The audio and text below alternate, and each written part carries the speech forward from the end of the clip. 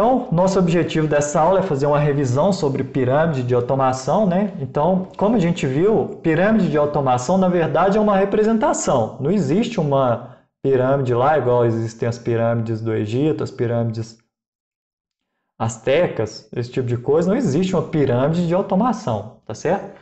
É só uma representação para mostrar como que um sistema de automação ele é dividido, tá? Então, aqui, ó, no nosso slide tem essa representação.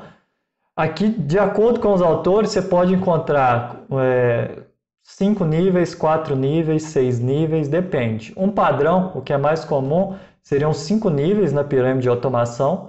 A gente começa aqui na base, chamando de nível 1, tá certo? E vai até o topo aqui, que é o nível 5. E o que seria cada um desses níveis? O primeiro nível aqui seria composto pelos dispositivos de I/O, entrada e saída, tá certo? São os dispositivos de campo. No nível 2, teríamos os dispositivos de controle, CLP, SDCD, CNC, né? Que é a parte que a gente chama de controle de processo. No nível 3, teríamos os sistemas de supervisão e monitoramento da planta, que são basicamente o sistema SCADA e a IHM, tá certo? Aqui no nível de supervisão. Subindo mais um pouco, os níveis 4 e 5, eles já são níveis de gerenciamento.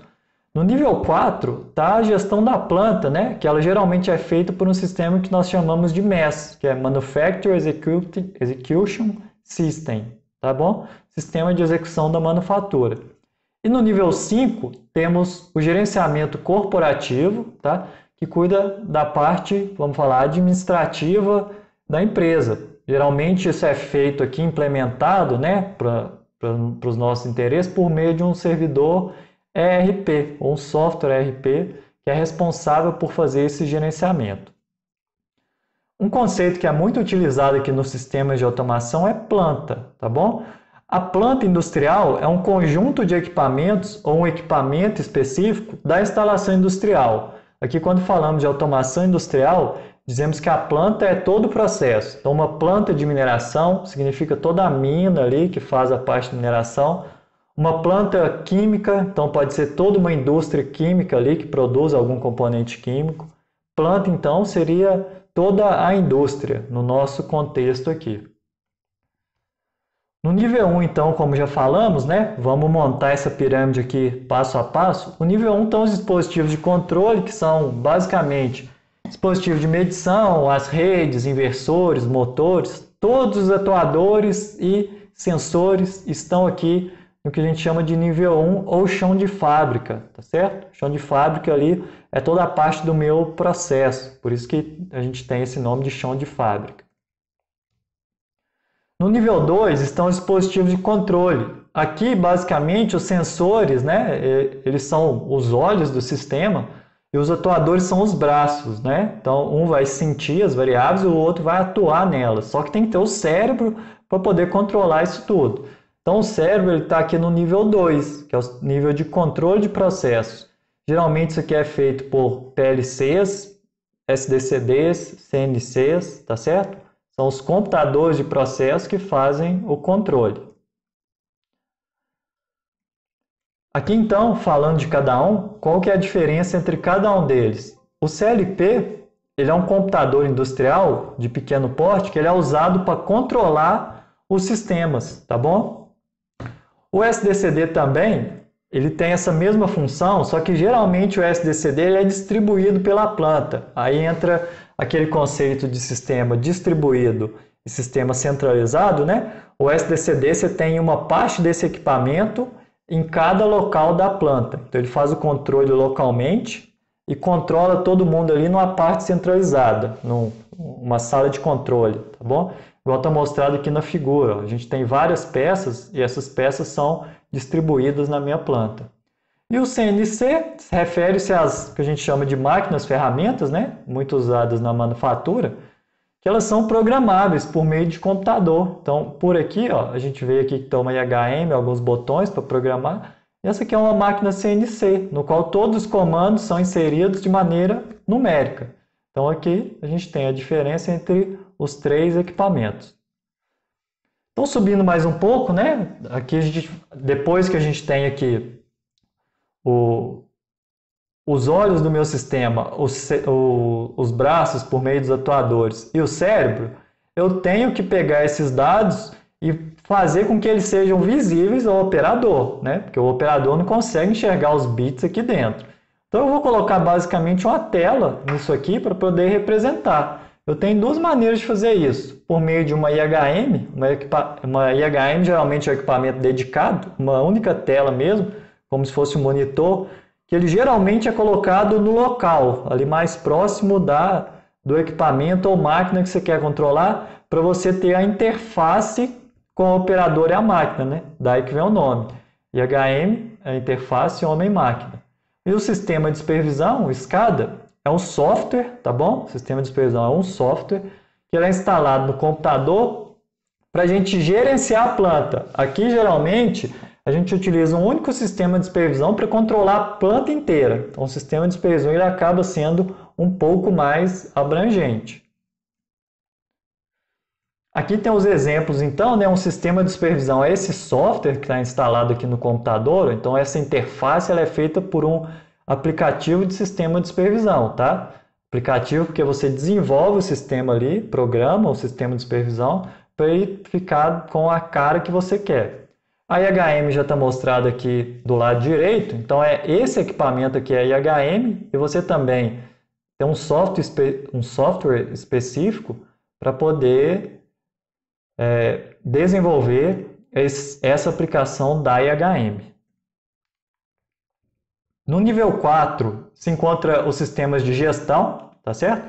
PINs e MES, que são os sistemas responsáveis por fazer a execução da manufatura, ou no caso do PINs, ele é geralmente utilizado em automação que a gente fala de processo, tá bom? O PINs e o MES vão ser assuntos de vão ser tópicos que a gente vai estudar mais adiante.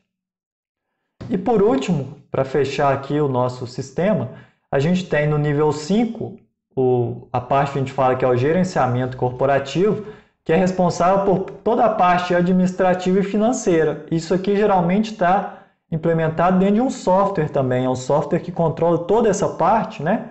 Ele tem interligação com o processo. Então, a partir do processo, a gente toma as medidas de acordo com as informações de processo. As tomadas de decisão são baseadas nas informações de processo para toda essa área administrativa e de planejamento.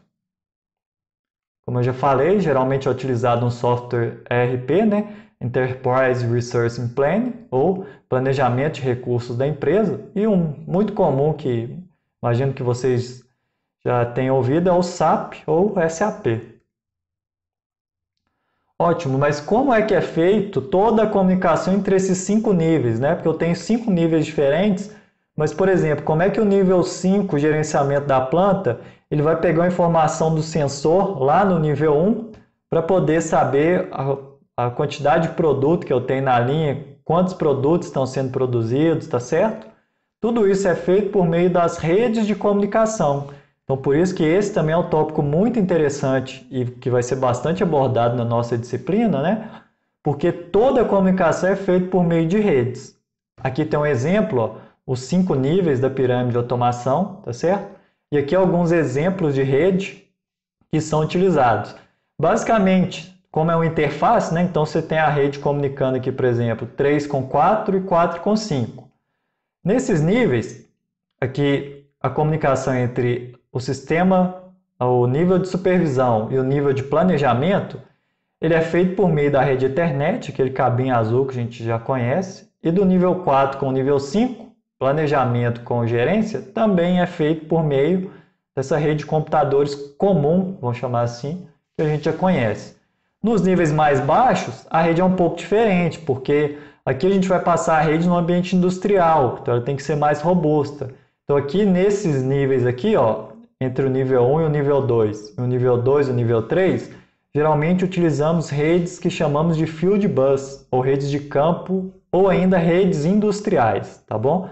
Elas também vão ser parte importante do nosso curso. Então chegamos ao final dessa aula, né? Passei até um pouquinho do tempo aqui. E aquela pergunta lá do início, agora vocês devem saber responder qual seria a relação das redes de comunicação com a pirâmide de automação aí. Consegue responder? 5 segundinhos para você pensar aí.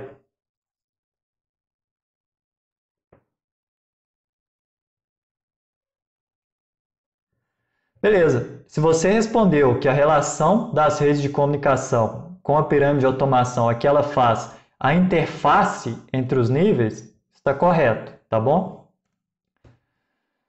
Agora eu vou pedir para você preencher as perguntas ou formulário, né, como você queira chamar, dessa atividade, tá bom? Para mostrar que você fez isso e ela vai também valer como presença dessa atividade, tá certo? Feito isso, já fizemos essa primeira etapa e a nossa disciplina ela está prevista 1 hora na segunda, quarta e sexta. Aqui vai mais um conselho, tente sempre criar uma rotina de estudos, tá bom? Então tente estudar todos os dias pela manhã, ou todos os dias pela tarde, ou todos os dias pela noite. Que esse processo funcionou para mim, imagino que vai funcionar para vocês também. Nessa retomada, tá bom? Tentem criar um hábito de estudar no mesmo horário, como se vocês estivessem realmente indo ao colégio, ok? Pontos-chave, então, dessa aula: conhecer os níveis da pirâmide de automação, saber quais equipamentos compõem cada nível da pirâmide e saber como os níveis trocam dados entre si. Terminamos, então, por aqui. Até a próxima aula e um abraço.